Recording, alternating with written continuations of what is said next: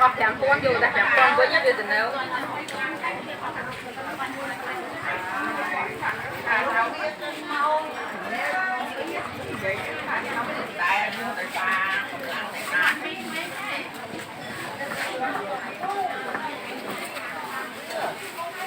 Cemin mâm chua